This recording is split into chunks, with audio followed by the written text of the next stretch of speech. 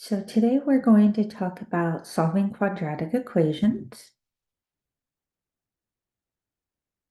And specifically, we're going to go through using three different methods. But first, remember that quadratic expressions are in the form ax squared plus bx plus c. And they have 2 as the highest exponent. Okay. Quadratic equations, and the key word here is equation, takes our quadratic expression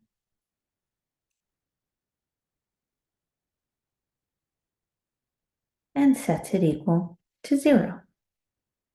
Remember that quadratics have to have an x squared as their highest. Okay. There are 3 main ways to solve these guys. The square root property, which we will discuss first, occurs when b is equal to 0. There's no middle term. Our zero factor property is used when the equation can be factored. And the quadratic formula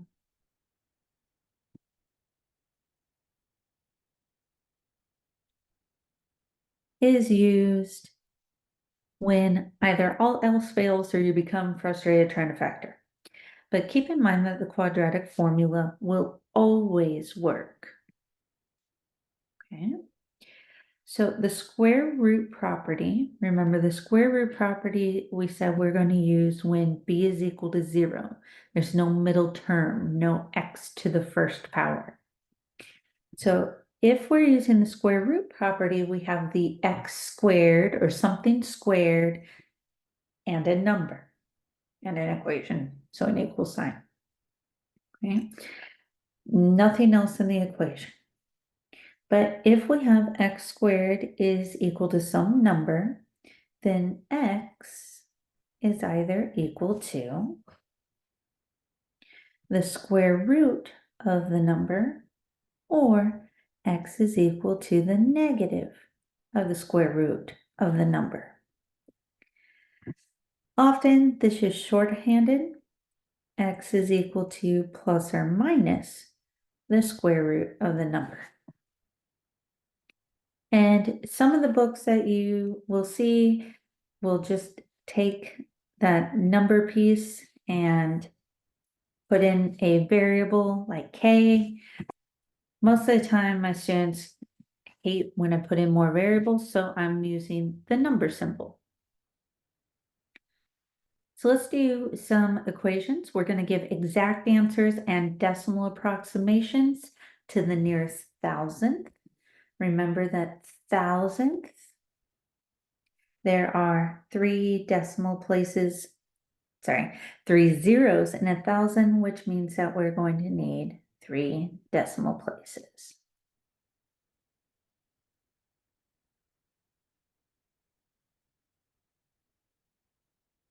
All right, so our first one, we have x squared plus 49 is equal to 0. So we have a quadratic equation because the x squared is the highest. There is no middle term. There is no 0 x, there is no x to the first. We have a 0x, which isn't really going to help us here. But because there's only the quantity squared and a number, we can use the square root property. Square root property says that we need to have one side of the equation, the quantity squared, and the other side equal to the number. So we need to get the x squared by itself, which means we are going to subtract the 49 from both sides, doing the opposite. We get x squared is equal to negative 49, because 0 minus 49. Now that we have the x squared by itself, we can take the square root of both sides of our equation, but do not forget you need the plus or minus in front of the radical of the number. Okay. And the reason for that, if I were to look at, let's say 25, 5 squared is 25, but -5 quantity squared is also 25. So I need both of them, plus and the minus. On the left-hand side, the square root and the square cancel each other out, which means I'm left with x is equal to, we still have that plus or minus hanging out. Because we have a negative under the radical, and it's a square root, we know we are going to take out an I. And then we still have the square root of -49. Sorry, +49, misspoke there. Should not have a negative anymore because we took the I out. Remember, I is equal to the square root of -1. And we know the square root of 49 is 7, but if you didn't remember that, you can always double check your calculator. It is not a decimal, so we are not going to have a decimal, we're not going to have a radical in our answer. And our answer is going to be x is equal to plus or minus 7i. For most of us, we're okay with leaving it in plus or minus form, but in some of your online homework, you will have to split up your answer. So you would say x is equal to 7i, or x is equal to -7i. And you have to include both of them. Sometimes you have to separate by a comma, so make sure that you read the directions for your assignment. Let's try example number 2, or our second example. We have 2y squared minus 16 is equal to 74. There is no y to the first power. There's only the y squared and all the numbers without additional variables, so we can use the square root property. We need to get the quantity squared by itself. So the first thing we're going to do is add 16 to both sides of our equation. We'd have 2y squared. The -16, +16 cancels each other out. And that's going to be equal to 74 plus 16 gets us to 90. We can't use the square root property yet because we don't have the quantity squared by itself. So what we need to do is get rid of that 2. To get rid of the 2, we're going to divide both sides of our equation by 2. On the left-hand side, the 2 will cancel. So we'd have y squared is equal to 90 divided by 2 gets us 45. Now that we have the y squared by itself, we can take the square root of both sides. You're going to remember the plus or minus on the right-hand side.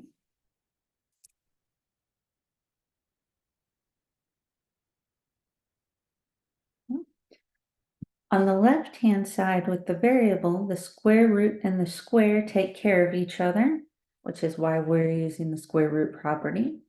So we have y is equal to plus or minus the square root of 45. And we're not going to have an I because this time the 45 is positive.